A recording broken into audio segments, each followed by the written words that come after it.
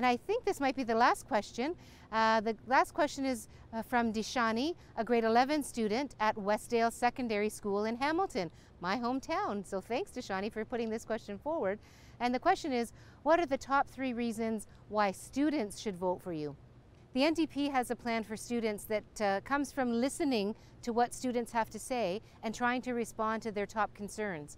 We want to make life more affordable for everybody, but we know that post-secondary education, for example, is very expensive for students. So we're going to take the provincial portion of interest off of student loans, and we're going to freeze tuition fees for students in Ontario in college and university so that they can afford their education a little bit more.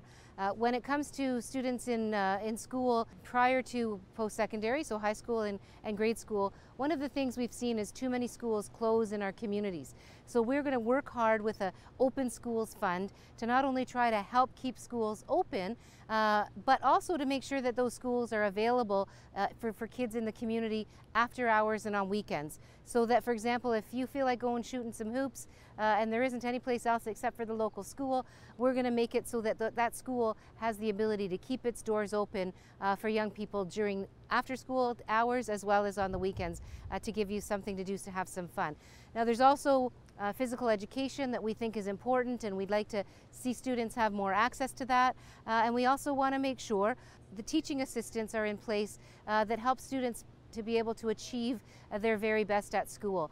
So these are some of the things that will help students, I believe, not only in their achievement, but in their ability to have some fun after school and also in their pathway to post-secondary education.